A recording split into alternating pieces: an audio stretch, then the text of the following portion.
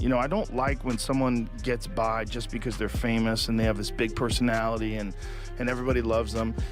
The problem with that is people are going to be rooting against him now in the next fight. And so now he's going to go in there against someone, and maybe he's going to go in against someone who's on another. They talk so much.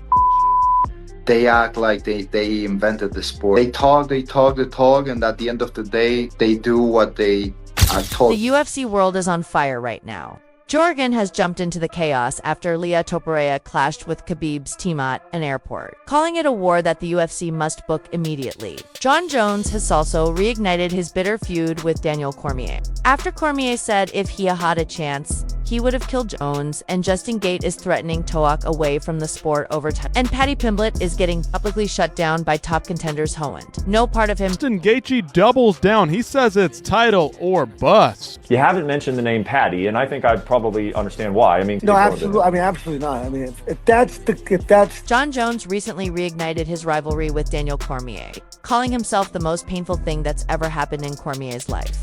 The comment came after Cormier said during a UFH broadcast that if he could do it all over again, he would have entered Jones's house and killed him.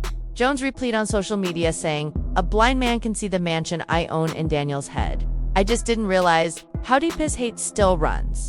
Those whippings must have left more than. I feel like I'm the most painful thing that's ever happened to that man's life.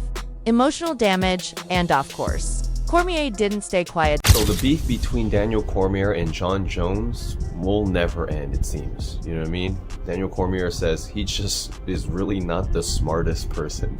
During a segment on the UFC 318 weigh-in show, Cormier was asked about where he would like to fight his enemy if he could, and the former two-division champ said he'd like to do it at his house because I kind of want the ability to end him. Jones, in a pair of deleted tweets, responded by saying he responded on his YouTube channel and immediately made it clear how off-base Jones's comment was. Cormier remind viewers that he lost his daughter in a tragic car accident in 2003. He said, "You can't say that you're the most painful thing that's happened in a person's life when they've lost a child. That's the craziest thing in the world." He continued, "You say I'm the most painful thing that's happened in a person's life when they've lost a child or their father got murdered." But again, he knows that. But that's why you know I are dealing with a different type of human being. Cormier stressed that Jones is the type of person who says these things while knowing full well what tragedies have happened in Somian's life. Then I wanted to kill him at my house. Those assholes must have left more than bruises. I feel like I'm the most painful thing that ever happened to that man's life. Emotional damage. Okay, lot to unpack there. I do a job. I can't omit that. No, actually, because of our history, people want my take on what's happening with Jon Jones more than anybody. But we can't fight, so it's like, why would I let you occupy space in my head? Only an insecure person would go, immediately, he's talking about me. For it's very well documented what has happened in my life, he said, referencing both the death of his daughter and the murder of his father. But he didn't just stop at defending his personal life. He called out Jones's intelligence. He just realized not the smartest person. And once again, it's proven. Cormier said, he pointed to how Jones has repeatedly failed drug tests, tarnishing his own legacy and damaging Cormier's chance at clean closure. In past interviews, Cormier has said that Jones's doping violations never let me settle. Cormier and Jones have fought twice. Jones won both bouts, but the second washover turned to a no contest due to Jones testing positive for TURANA. I didn't say his name. I'm only talking about what is the news now, and also how stupid he is. But that's Jon Jones that thinks about me. He's still trying to fight me. When I'm retired, they got a dude that wants to fight him and literally begging him to fight. And somebody tell Jon Jones, get off my page. It's clear that this loss still haunts Cormier. Not because he couldn't accept a fiat, but because he believes Jones didn't beat him fairly. That adds to the frustration, especially when Jones used rivalry to taunt him publicly. Some pros have argued that Jones crossed a serious line by making it seem like he has mentally destroyed Cormier more than real life tragedies ever could. To many in the UFC, this isn't just disrespectful, it's tone deep. There's a difference between trash talk and mocking someone's deepest loss. And this time Jones's comment veered into personal territory that had nothing to do with fighting. How deep his hate still runs. Those ass whoopings must have left more than bruises. I feel like I'm the most painful thing that ever happened to that man's life. Emotional damage. Emotional damage. But if I was DC and I got beaten twice, dreams ripped away from me. Jones has always been willing to push limits with his words. And this isn't the first time he's brought up Cormier's emotions or passed in a public spat. But from how Cormier responded, this one clearly hit a nerve. Not because of the rivalry, but because Aisha's Jones either doesn't care or purposely ignored something he definitely knows. Cormier's words were plain. You cannot say I'm the most thing. But like I said, you're dealing with a different type of person. Do you see this rivalry ever ending? Justin Gaethje might be done with fighting if he doesn't get a title shot next. Gaethje doubles down. He says it's title or bust. You haven't mentioned the name Patty, and I think I'd probably understand why. I mean, No, absolutely. I mean, absolutely not. I mean, if that's the route that they want me to take, then I don't believe that they need me anymore. Will he retire? Is this the end? Will he fight on the White House card? Who knows what's going to happen with Justin Gaethje in the future. Ali Abdelaziz recently told Submission Radio that Gaethje seriously considering retirement if UFC doesn't book him in a lightweight title fight. Abdelaziz said, if anyone says he doesn't deserve a title shot, Guy said, I'm not going to fight for the title. I'm just going to hang up my gloves. He added, he said, I'm not going to get a title shot. I feel disrespected. I love the UFC, but I feel the UFC have to love me back. He doesn't feel the love right now. Who do you think could be next for Justin Gaethje? Justin Gaethje fight the winner. He won 3 of his last 4. He saved the UFC 2 times. They needed him, and he's there. The guy did so much for the sport. And if anyone said he doesn't deserve it, and he said, I'm not going to fight for the title, I'm just going to hang up my gloves. Really? So if he doesn't get a title shot, that could be it? We might not see Justin Gaethje again? Yeah, Jean is a very principled guy, and I believes he earned a shot at the belt. He beat Rafael Fiziev and then Dustin Poirier in 2023. Those are top-tier names. And his KO win over Poirier won him the symbolic BMF title. At that point, fans and analysts thought he was next in line. But after getting knocked out cold by Max Holloway, who was moving up from featherweight, Holloway came in and dismantled, ending the fight in the last second with one of the most brutal knockouts the sport has seen in recent years. Owe him a favor for him stepping in for UFC 300. I just wanted your thoughts on that. Listen, everybody has their opinions on. Listen, if you're thinking about retiring, you know how I feel about that. You should probably retire. We love Justin Gaethje, and Justin Gaethje did step up, and he's been an exciting, fun fighter to have here in the UFC.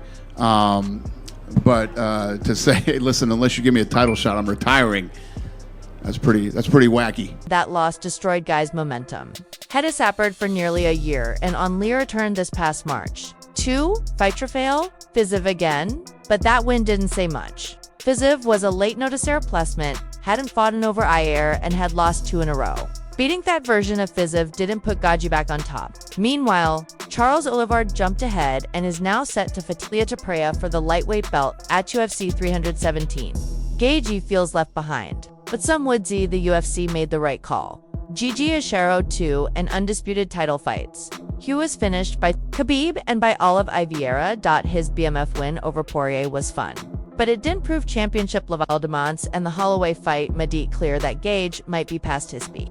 Holloway came up from a lower weight class and outclassed him in every department. Gaethje had no answers. That knockout could have ended his career on the spot. Justin has been saying retirement or title shot. He talked about how the UFC begged him to fight Max. I think any smart fan at the time knew that whoever won that fight or lost that fight was going to get a title shot and then lose a title shot. Justin seems very bitter about the Max fight because he comes back, he beats Fiziev, he looks good doing it. But it's like, bro, Arman is going to fight Ilia. I've been very vocal about Arman having another fight before a title shot, but that's most likely what's going to happen. And the fact now he's trying to get back in the picture. But the division has moved on. Topuria is undefeated and has the hype. Olivia already finished Gaethje before and is still in his prime. Guy is fighting older, more beatable opponents, and he hasn't strung together wins against real top contenders since 2023. Fans remember Thur with PRIR, but they also remember Guy getting dropped, submitted, or carried off. Michael Bisping else to the talk of retirement. Hesed. This is a bold statement, but you think Gaethje, let's just say that he doesn't become a champion. Let's say he does 5 fights, but he never becomes a champion. I think he'll still be in the UFC Hall of Fame one day because of Waith has brought to the sport the excitement performances, and just embodying that kind of fighter spirit. So, I mean, the statement, the direct quote was, once I know that I cannot win undisputed championship belt, one fight from one, then I'm gonna, I might as well hang up the gloves. I do not believe I've reached that point. Whether I'm the champion or not in the next, who knows? I can't. It's so hard to put a time. If I ever go to sleep, I just go to sleep. I'm done. I'm not doing it 2 more times. I'll do that 1 more time if I have. And we can call that. Gaethje has always been known for violence, pressure, and giving fans a show. But title shots are about Marathon being fun. He has had chances, and he couldn't close. Some believe the UFC has every right to look elsewhere.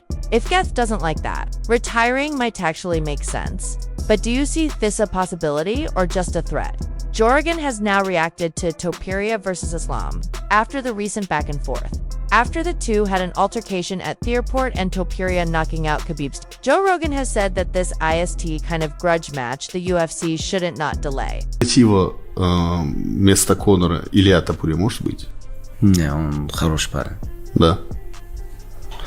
Пытается быть кем-то. Speaking on the rising tension, Rogan called Ilia Topuria a killer and emphasized that he's not afraid of anybody, especially not Khabib or Islam. He added that Ilia is not playing the humble game. He's there to make statements, and he just did. Where they're at in their careers. So basically, okay, I still edge Khabib. This is what we, but Khabib 29-0, Ilia 17. If Ilia keeps this up for 2, 3, 4, 5 more fights, he leaves him in his dust. Agreed? Certainly agreed.